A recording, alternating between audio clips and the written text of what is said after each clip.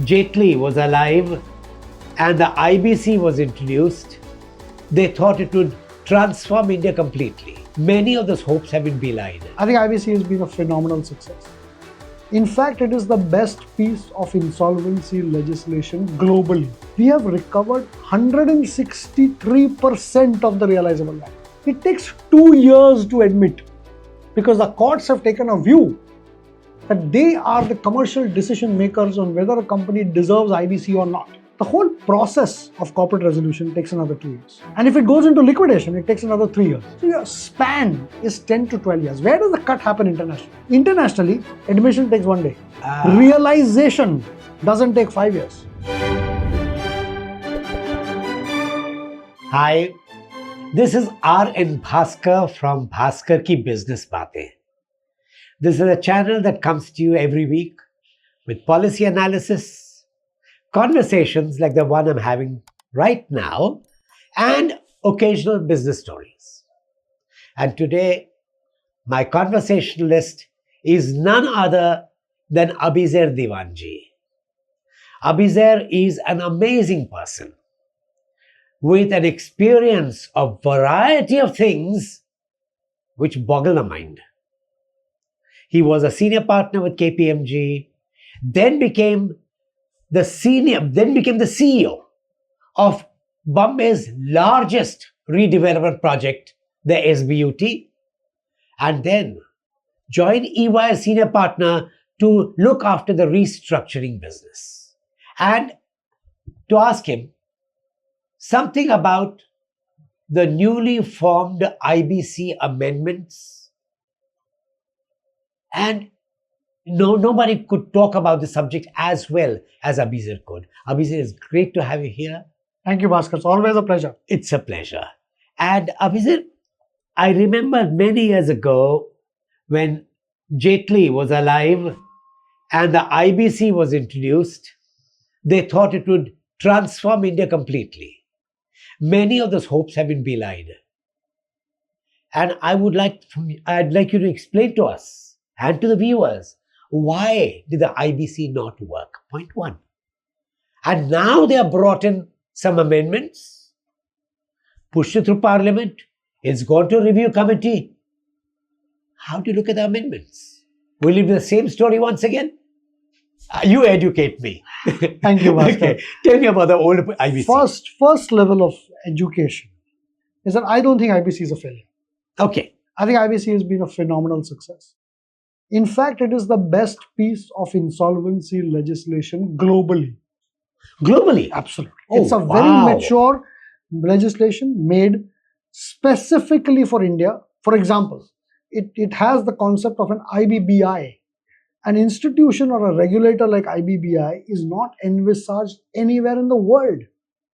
So I think... You mean globally there are no regulators for... There are insolvency services which guide. So there are no regulators. India is the only one which has the kind of regulation IBBI does. And I'll come to that. There are flaws in that too, but yes, I come to that. So the act has been well thought through.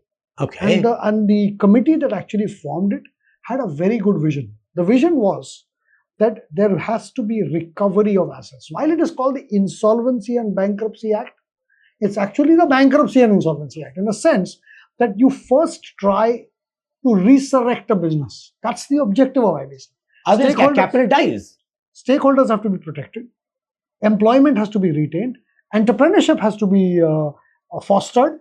Credit has to be enhanced. That is the purpose of IBC, and that is what is enshrined in the Act. However, as the Act got implemented, and I say this with a lot of vigor, what we haven't done is haven't built a commensurate institutional framework around it to make sure that this Act works. In a way, the Act has shown. So if you look at the statistic, it's very good. And let me give you some numbers. IBC, there have been around 8,300 odd admissions to IBC since its inception, of which around 1,100 have been resolved into companies where enterprise has been revived. Very good. Around 2,700 have gone into liquidation, and there's a reason for that. Because when this law came, a legacy of backlog cases were moved into the Act. So those cases were anyway hopeless. Yes. And hence we have a high level of liquidation cases. But don't go by that. It's an aberration because this is right from the Yeah, initiation that's of the saying the legacy issues have to resolve Act. You have to see which companies enter new into this process and which are 2 to 3 year old insolvency cases. Those are the right ones in terms of how you want to measure it. Around 1,000 odd cases are pending, and around 1,200 cases have been settled before the admission has happened. So once the admission happened, IBC has been filed, but before admission happens, they've been resolved, amounts have been paid, etc. And around 1,100 cases have been withdrawn by the promoters themselves by agreeing to a resolution plan which is acceptable to the lenders. So this is really how it's panned out. Now let me tell you, we always say IBC is not had great recoveries.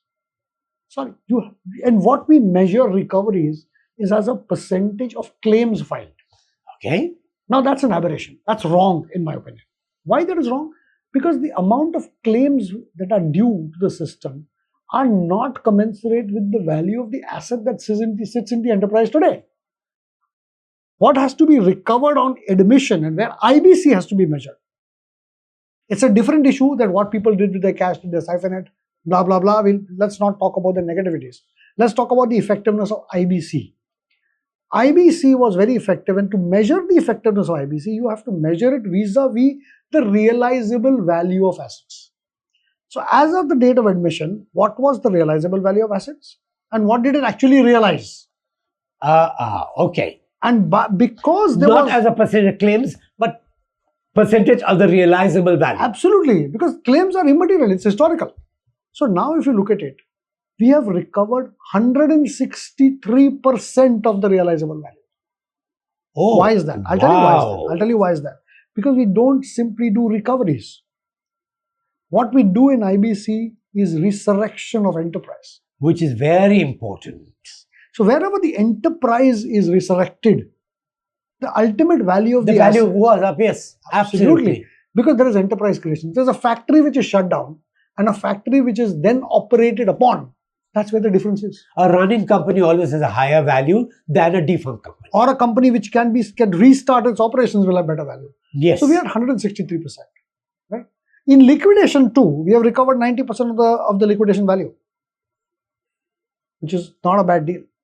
40% of the companies which have gone into insolvency have been rescued out. Okay. This did not happen ever in India. This is a very big change. Achievement, yes. Yeah. Now, there are lacunas to this. So if I put this, we have issues, right? So IBC between judicial and non-judicial members, the capacity required was 360 odd judges.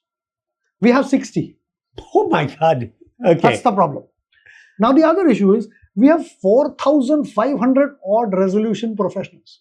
Now why did this happen? Because when IBC as an act came, IBBI said, let us build capacity. Every chartered accountant, every lawyer, every cost accountant was told, why don't you get and register it as an IP? It's a new line of business study. And scores of people registered. So we have 4,500 odd IPs in the system. But there are only 8,000 cases ever admitted. There isn't business for everyone. So what has happened is that there's been a lopsided move towards where the capabilities lie. And by the way, I'm not proposing that only large establishments have got business, which is the general narrative going on. Small guys don't get business. That's not the case. There are enough small entrepreneurs who have created niche for them in sectors like real estate. And there are people. So it's a combination of small, medium, new enterprises have come up. So I think people have set up established agencies with skills, and wherever there are skills, businesses move towards them. That's happened. So it means there could be a shakeout in the number of... I think there should be one. Yes. So those are the issues. We'll come to the issues later. Now the other big problem is that we, in the whole IBC process, historical facts have proven that we have completely delayed the process beyond limits. So for example, initiation. So by the time somebody realizes he needs to go to IBC is 5 years. Since his distress started. Because he'll say, no, this will revive. A promoter is a never optimistic individual. Revive. It takes 2 years to admit. Because the courts have taken a view that they are the commercial decision makers on whether a company deserves IBC or not. Unfortunate, but that is the truth. The law doesn't allow that. The law says if there is a default, admit. But the authority or the judicial authority thinks that he can do That better. they must allow it or not allow it. Yes, they will decide whether IBC is the best route. I think that's the decision of the creditors. And the law, the Supreme Court has upheld the commercial wisdom of creditors. So Excellent. but our judges seem to ignore it. And that's why it takes 2 years to admission. Thereafter, the whole process of corporate resolution takes another 2 years. And if it goes into liquidation, it takes another 3 years. So your span is 10 to 12 years. Where does the cut happen internationally? Internationally, admission takes 1 day. 2 years saved. Realization doesn't take 5 years. Because internationally, even a covenant breach, so if you have not submitted your financial statements in every quarter, is a default. For us, it's only a financial non-payment of interest, which by the way comes much later, and hence the initiation period. So ideally, the initiation period as well as the court period that's crunched through.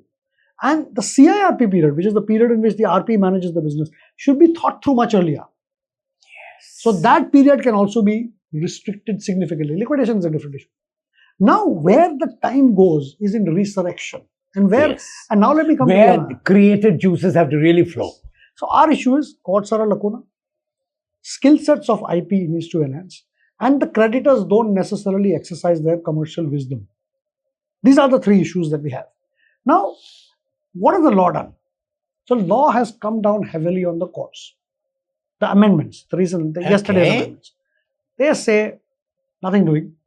You need to decide within the stipulated 14 days. You are not supposed to take a call. If there is a default, you have to admit in insolvency.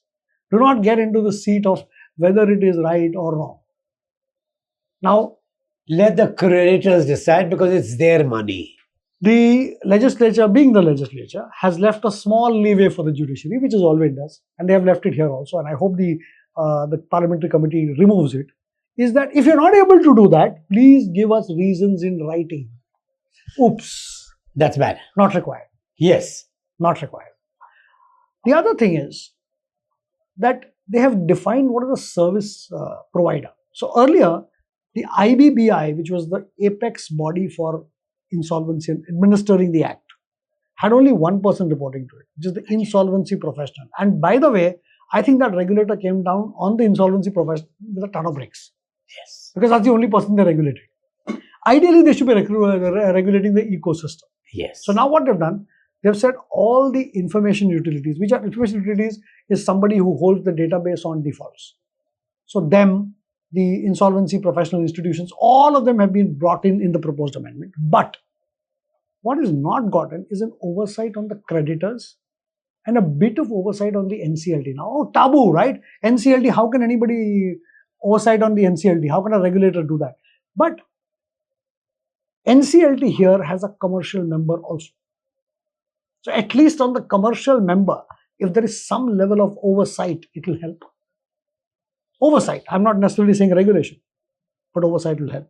On the creditors, if there's an oversight, for example, telling the creditor, how are you looking at distress? Because you are the pillars. You can't just regulate one pillar and hope the building to stand. You need to regulate all the pillars. So I think that is a big amendment that would be required.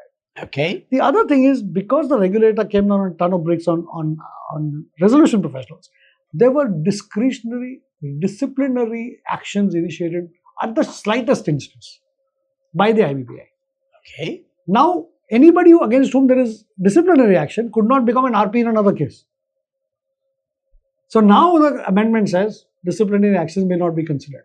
Thank God for that. Very good. Ideally, what I would want is the IBBI to be a little more judicious in imposing disciplinary action, which I'm sure they will do in some time. The other thing is this thing about 12A. 12A is basically an ability of the existing defaulter to take the company out of IBC by offering a plan which 90% of the creditors agree. The rule earlier was before the constitution of the committee of creditors. That has to be done. Now it says after the constitution of the committee, but before inviting plans. Now what happens there is that it avoids abuse, which is a good move. Ideally, to sum it up, what I would want, Bhaskar, is that one, we try and build the institutions. We train our creditors to become specialists in terms of dealing with distress. So they know how resurrection happens. Correct. We need our RPs to effectively become turnaround professionals. We need the law to give them time. Just by the way, one more last point on the law is that the regulations, not the law, but the regulations, says that within 3 months of initiating insolvency, you have to invite for resolution plans. No insolvency professional can resurrect a company in 3 months. So I think if there is a resurrection plan which both the creditors and the insolvency professional agree, they should make sure that is implemented, which may include giving interim finance. So I think that period should be allowed to resurrect it. Once resurrected with the skills of the RP or whoever he can get to the table, is when the business should actually be sold. If you give the resurrection at the hand of a resolution applicant, you will not get value in terms of your claims. So a better way to do is to make sure that there is a resurrection happening during CIRP period. Now the best change that can be brought, which is not here, though they talk about creditor-led resolutions where you don't need to come to the courts. But with the help of the courts, there's another creditor-led mechanism called pre-packs. So what really happens in a pre-pack is that before a company is entered into insolvency, a resolution plan is agreed. And that is challenged or subjected to challenge only if all the creditors are not paid. If all the creditors are paid in a resolution packet, the court blesses it, moratorium is given, company revives over a period of time, and that's the end of it. That would be the ideal situation that I would want to see. What you say is very interesting, but what do you do about instances where other regulatory bodies, like the Competition Commission of India, interfering with the processes of the IBC? Or you have a situation like the unfortunate JSW case, where a decision has been taken and the court suddenly said, no, this decision cannot be taken. Right. So in the JSW case, by the way, the courts have only said that the matter has got so delayed that it needs to be put into liquidation. However, it got delayed because the enforcement directorate came and froze the assets. Yes. So to that, an amendment is proposed, and a very good one. Okay. To say that unless you have contractual liability, you cannot enforce an asset. Hence, an ED which has no contractual liability with the company will come number 4 in the waterfall. That solves a lot of problems. Okay. That solves a lot of problems. And that was really required. That was required, yes. And that was a very unfortunate case. Very unfortunate, absolutely. Yes. And what about this cross institutions like the CCI? So all of them. The CCI approval is required if you're buying the company. Like for example, in JAL now, which is the J. Prakash Associates, all the bidders have taken CCI approval in advance because they're all in competing businesses. I think when you're acquiring a competing business, whether it's an IBC or otherwise, you need Competition Commission approval, which is not a problem. But anybody who has a leverage on the asset that is being sold cannot get that leverage unless it is contractual. Excellent. So, okay, now that these amendments have been presented to the Parliament, has gone to review committee, by when do you think these new laws will come into place? The next session of Parliament, it should, and I hope it does. Because the last thing we can expect after NCLT delays is delays in the legislature approving the plans. But I do think that this is the time when pre-packs need to be introduced. Yes. Creditor-led resolutions are there, but we need the sanction of the courts. And that is effectively a pre-pack. Okay. So there are other things that have been adopted also, by the way, as part of this whole thing, which is like cross-border and group insolvencies. I was part of the committee that formed the rules for that. And I think it's a very, very progressive thing to have. Cross-border is where you have operations outside of India, and how do you collaborate with the regulator under UNCITRAL rules. And group insolvency is where you're clubbing a few companies together because they're all interrelated. And so while the insolvency in one company, it may have impact on other companies. Correct. Yes. Correct. Excellent. So you're very hopeful about the new laws? I am very hopeful again of the new laws coming in. Yes. But I am slightly skeptical of the fact that we believe that legal amends is the solution to everything. I think it is personal behavior and institutionalizing the pillars of IBC which will make a difference. You need to institutionalize it so you don't have to depend on some other agency. You become strong by yourself. Thank you. This was an eye-opener. The numbers that you gave were brilliant. Thank you very much. I stand educated. I hope the audience also loves it.